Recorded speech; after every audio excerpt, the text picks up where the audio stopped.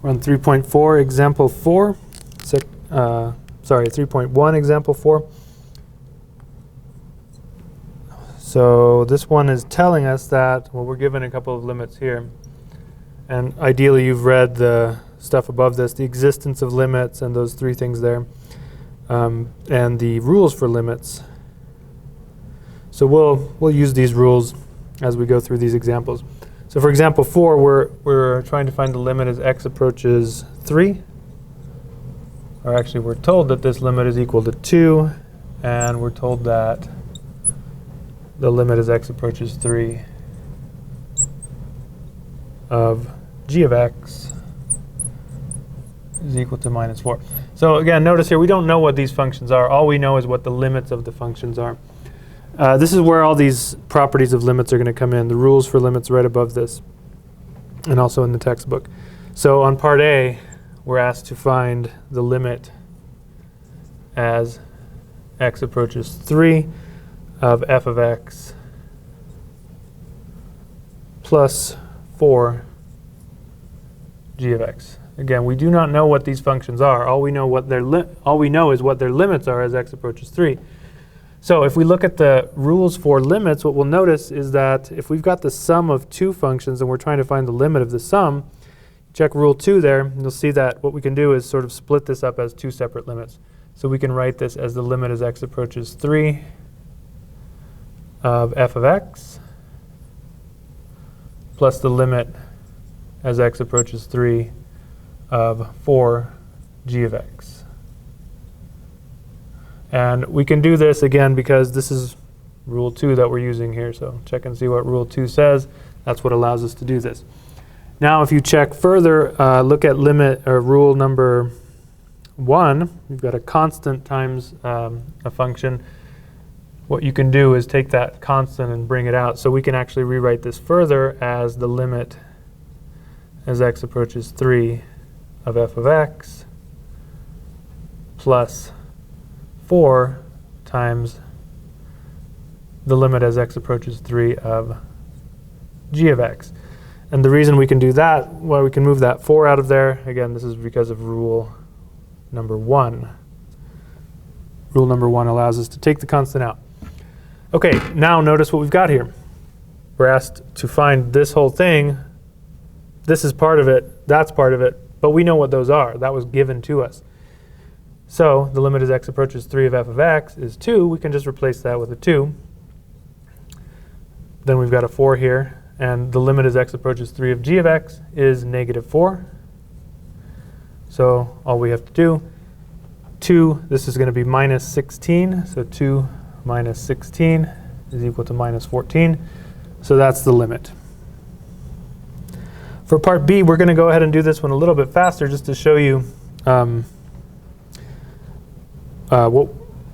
how we can use these rules a little bit quicker. So for part B, we're asked to find the limit as x approaches 3 of the natural log of f of x divided by g of x to the third power.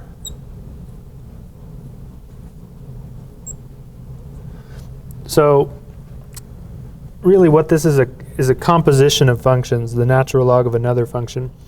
And so if we check on rule, let's see, which one would this be?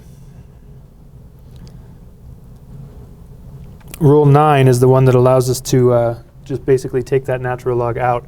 So what we can actually do here, I'm going to combine two rules here. There's a division one, this is rule number 4, which allows us to say that we're going to, if I've got the limit of a quotient, I can actually just take two separate limits. So this will be the limit of the natural log of f of x divided by the limit as x approaches 3 of g of x to the third power. So that we can do this because of rule number 4. And then the logarithm can come out as well, and that's rule number 9. And this third power here, if you check rule number, let me see which one that is, rule number 6, that allows us to basically put that parentheses around the entire thing there and just find the limit and then raise that limit to the third power.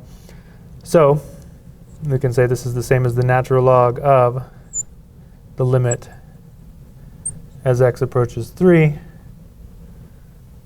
of f of x. And in the denominator, we can write this as the limit as x approaches 3 of g of x. This whole thing raised to the third power. So the numerator, we're doing that because of rule 9. This is rule 9 that allows us to do that. And the denominator, we're doing this because of rule number 6.